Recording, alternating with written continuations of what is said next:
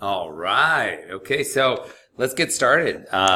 First thing, starting geometry, we need to review how to solve linear equations.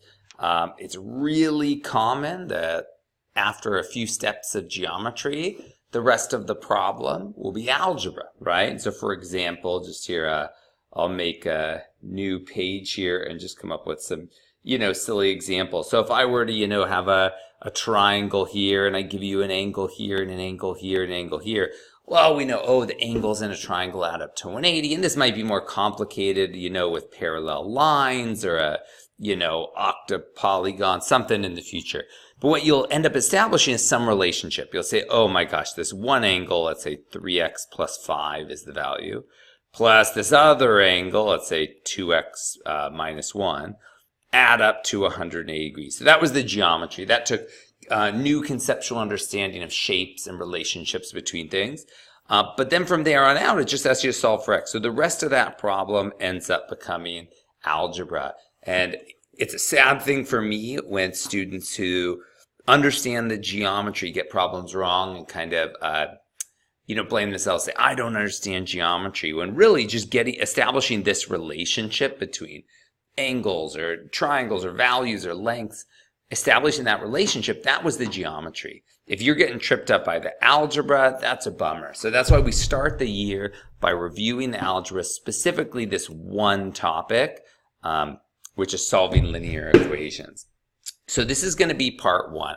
This is going to be in general dealing with most problems. And then I'll do a part two video, which is like special cases, things like, what if I get no solution, or what if there's these funky fractions in the problem, things like that. Okay, so let's start. There's 4 general steps to solve 90-something% of linear equations that you come across. The first 2 are basically just cleaning up, and then you've really got 2 steps of solving. So the first step, whenever you see a general linear equation, and I put a general linear equation here, so in general, when you see something like this, by linear equation, I mean there's no x squared, x to the third, or square root of x. X is to the power of 1, okay? And there's only one variable here, so that's what we're going to solve for, is that one unknown variable. Now, the first thing we need to do is we need to free up all the variables. Some might be trapped in a parentheses, and now we would not be able to get to this x, we would not be able to get to this 3. We want to free these up. So the very first thing we do is we distribute. Let's liberate everything from the parentheses. Okay? And after we distribute, and I would say the common mistake that arises here, again, we'll talk about this in special cases and kind of exceptions, is distributing the negative. Again, we'll get to that in video 2. But the first step is to distribute that value into the parentheses. And once now we have just a bunch of terms laid out. We have some x's, some numbers equals some x's, and some numbers. And we go, okay, well, let's clean this up just a little bit. So our second step is let's combine all the like terms. And I really just want to highlight one thing. When we combine like terms, we can only combine like terms that are on the same side. Okay, I cannot combine this 3x and this 5x to be 8x. Since they're on opposite sides, we'll deal with that in the next step. We'll deal with that later. The first thing we want to do is get rid of all the parentheses. And the second thing is we'll just collect things on the left and collect things on the right, just to clean things up. Now at this stage, every single linear problem, like worst case scenario here, looks something like this. 5x plus 12 equals negative 3x minus 7. So there's some x's and some numbers equals some x's and some numbers. And that's worst case scenario, right? Some of these might be gone. You might have a problem where all the numbers on the right canceled out, or there weren't even any x's on the left. And so it might be easier, but worst case scenario is you got x's and numbers on the left, x's and numbers on the right, okay? That's all we did, was just clean up. Got rid of every parentheses first, and then combined all the like terms, just swept them up on the left and swept them up on the right. Okay, so now that we've got that, what we want to do in non-math terms is we want to move all the numbers to one side and move all the x's to the other side. So we want to get all the x's on, let's say, the left this time, and all the numbers on the right this time, or, whichever side you choose. So when I look at this problem, I see that there's more x's on the right than there are on the left. So that means if I take away x's from each side one at a time, I take one away. Now I've got 2 on the left and 4 on the right. I take another.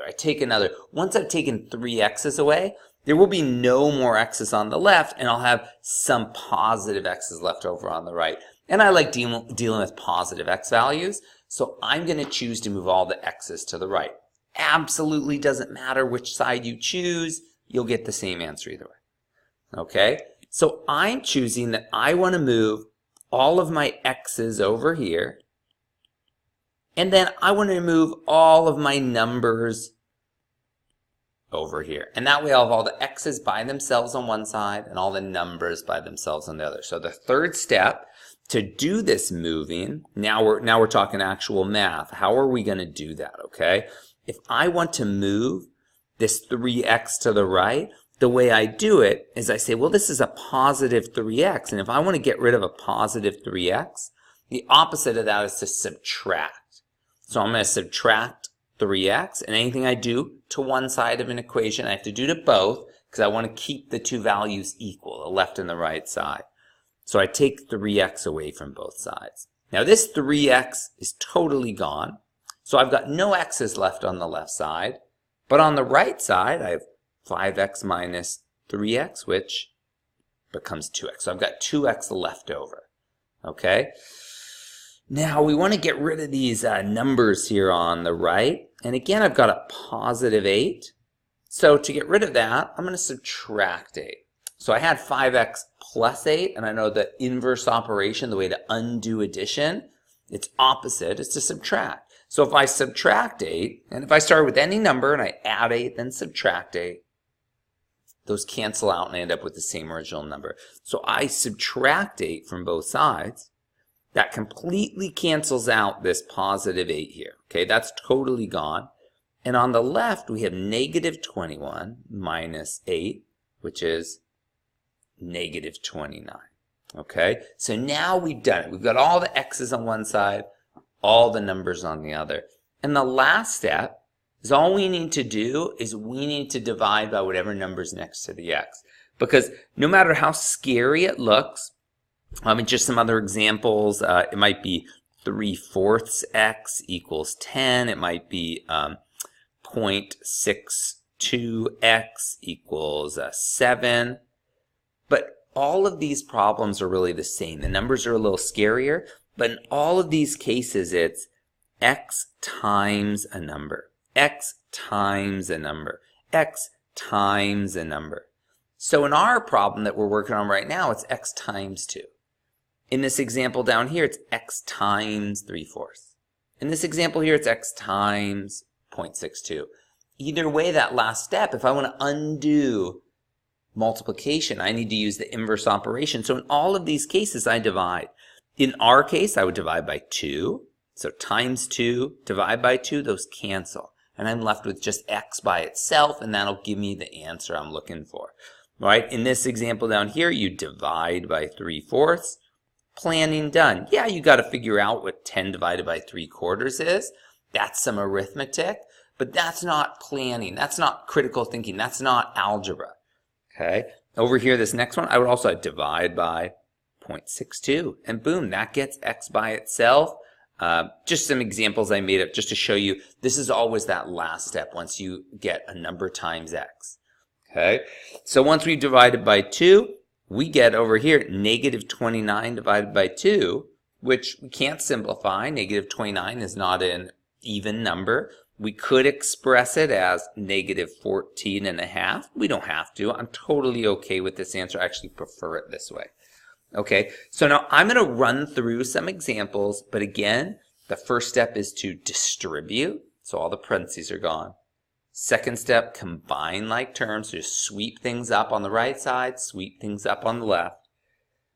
And then we want to put all the x's on one side and all the numbers on the other.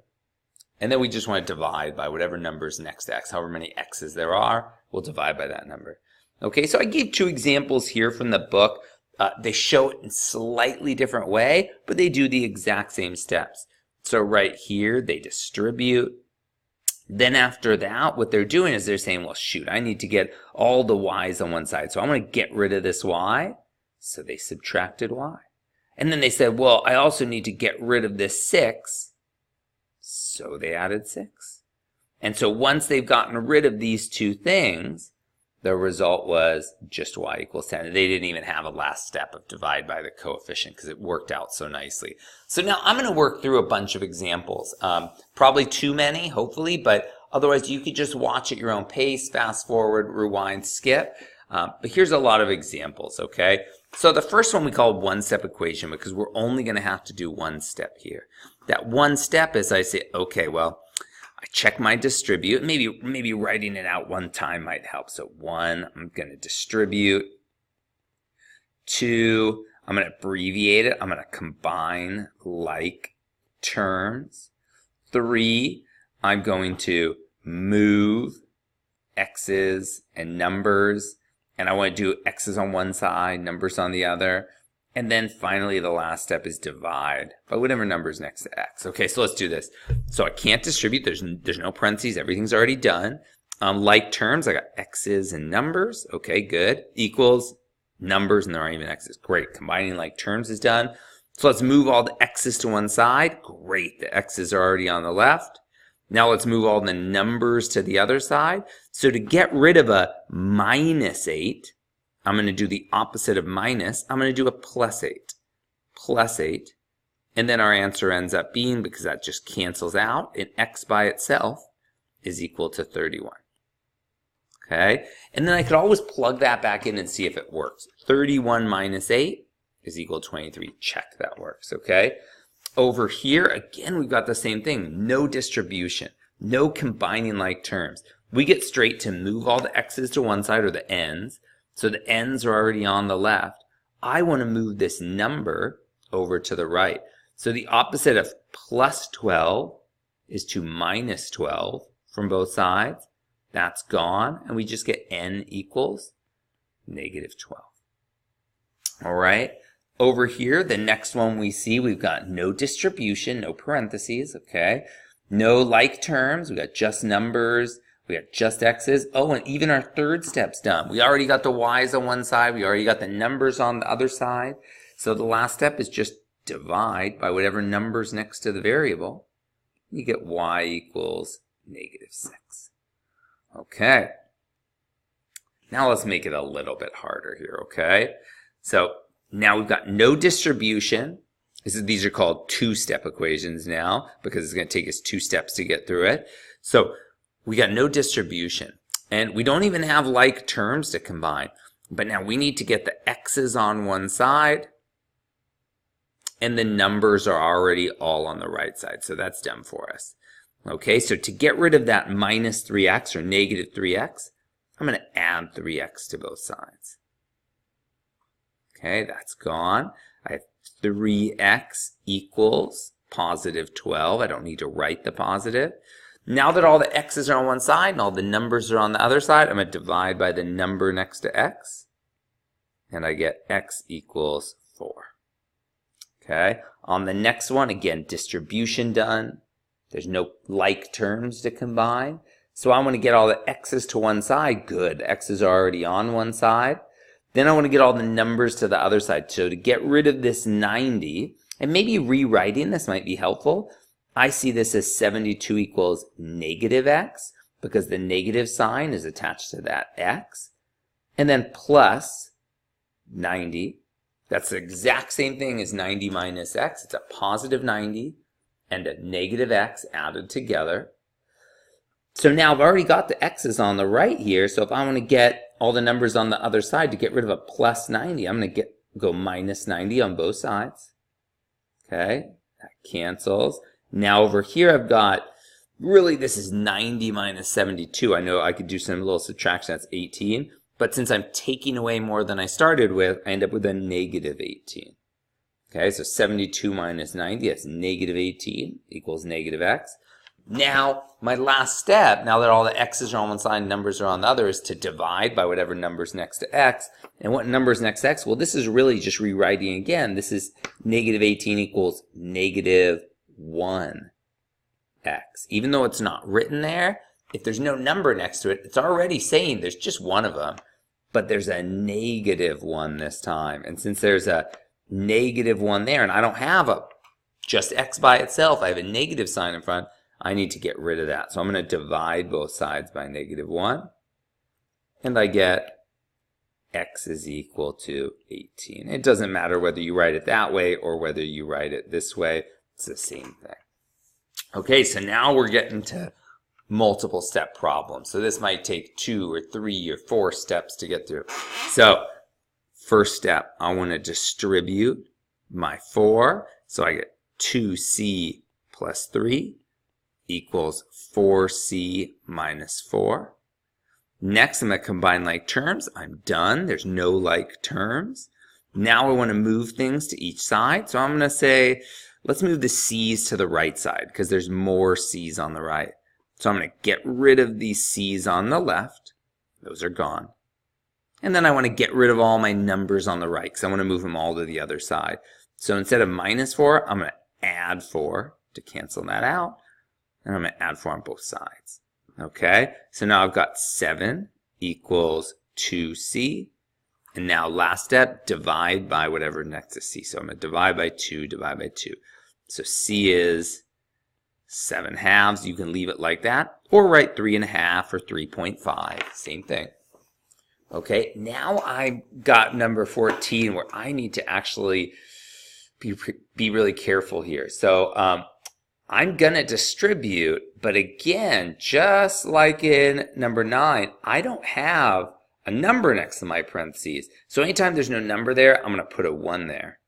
Okay, and so when I'm distributing, what number am I distributing? Well, I'm distributing a 1, but be careful. It's not a positive 1, it's a negative 1. I'm taking away everything in this parentheses. So I'm taking away the 3r, and I'm taking away a negative 1. So 9 minus the 3r minus the negative 1 becomes plus 1.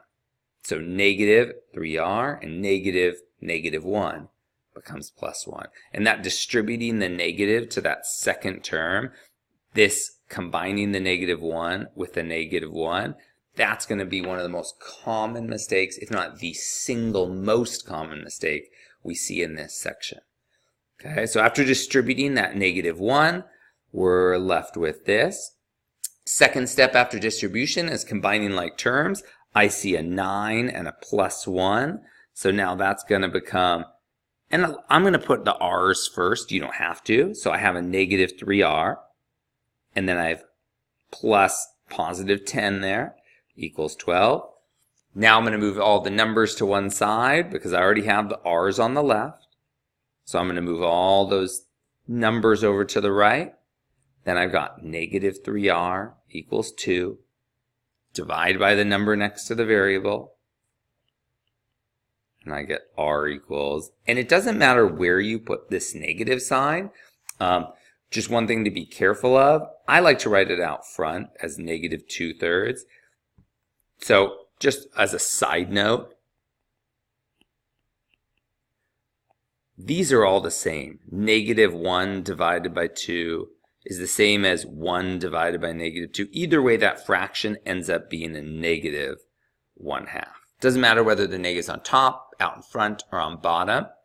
But the same regard, negative 1 divided by negative 2 is equal to negative divided by negative. That's equal to the same as a positive 1 over positive 2. Because that's equal to a positive 1/2. So make sure if you have a negative on the bottom, all of a sudden there doesn't become 2 negative signs or 3 negative signs. You can put it on top, on bottom, out in front. I like to put it out front there. I think that's most clear. Okay, I'm going to switch to blue now. Pink bothers some people's eyes. I love writing in pink for some reason. Okay, so first step, I'm going to distribute. I take the sign with me. So there's a positive 3 that I distribute. So 12m plus 6m plus 18 equals 0. Combining my like terms, I've got 18m plus 18 equals 0. All the variables are already on the left, so I'm going to move the numbers to the right. So I've got 18m equals negative 18. And then I divide by the number next to my variable. So m is equal to negative 1. Okay. I'm going to do, and I think, yeah, these are our last examples, so 3 more. Okay, first I distribute. It's already done. Well, I'm going to take a sip of water. All right. Then I'm going to combine like terms. Already done. There's variables, numbers, numbers, variables. And you know what? Just for the heck of this, I'm going to rewrite this because I think that that helps me be really clear about what's positive, what's negative. That's my number of variables. I've got negative 4 of them. Plus 8, that's a positive number, equals, I've got negative 5k, so that's a negative number, and then plus 12. So that helps me always keep it in order of what's negative and what's positive. So I'm going to move them to one side. Doesn't matter which side. Let's say variables on the left. So to get rid of this negative 5k, I'm going to add 5k. That's gone. Then I want to put all my numbers on the right. So I'm going to subtract 8. Subtract 8. That's gone. So that leaves me with negative 4 plus 5. That's 1k, or just k, equals 4. Oh, that was nice. It saved me from that last step of division. Okay, here I'm going to distribute. There's no sign in front, so it's implied that it's positive. So it's 3z minus 6 plus 8 equals 23. Now I'm going to combine like terms. A negative 6 plus, and now notice this is not minus 6 plus 8, minus 14. That would be if there's parentheses here, but it's not saying that. It's saying, oops, let me back up here. It's saying negative 6 plus 8. And now this is even a bigger picture, so I'm just going to pause for 1 second. If I say 5 minus 6 plus 8, really what I'm saying is 5 plus a negative 6 plus 8. That negative sign is absolutely attached to this 6. That 6 is negative. Yeah, you could think of it as taking away 6. But what we're really doing is we're adding a negative. That number is negative. It is going down. Okay? And that's helpful. Anyways, let's go back to this up here. So combining those, I get 3z. And then a negative 6 and an 8 is a plus 2. Equals 23. Now, all the z's are already on the left, so I'll get all the numbers on the right, and that's 3z equals 21. Dividing by the number next to my variable, divide by 3, and I get z is equal to 7. Okay, and all these problems, you could just plug this number back in to see if it works, especially on a test or quiz. That's a very good habit to get into. Okay. Now, on the homework, you have the worked out solutions manual, so you could just check the answer really quick. That's always handy. But on a test or quiz, it's really helpful to plug that answer back in and actually see if it works, because that's a right away before you leave, go, oh, okay, I know I got it right, or I know I got it wrong.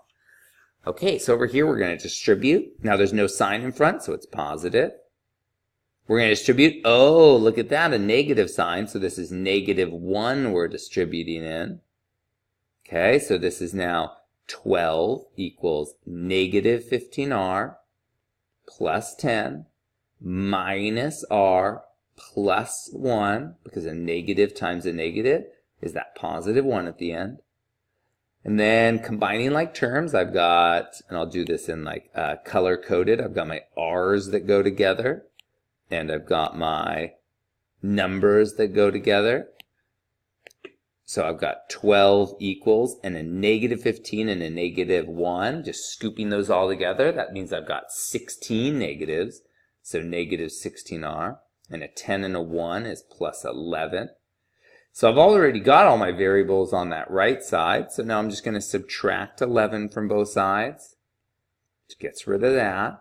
That means we've got negative 16r equals 1. Now here's a common mistake. So we correctly say divide by the number next to our variable. So we correctly divide by negative 16. And a common mistake here is that people just say r is equal to, oh, negative 16.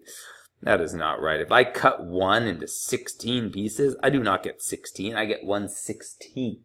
So you could write this as 1 over negative 16, but I'm just going to put that negative sign out front. So negative 1 over 16. And we're going to correctly leave it like that.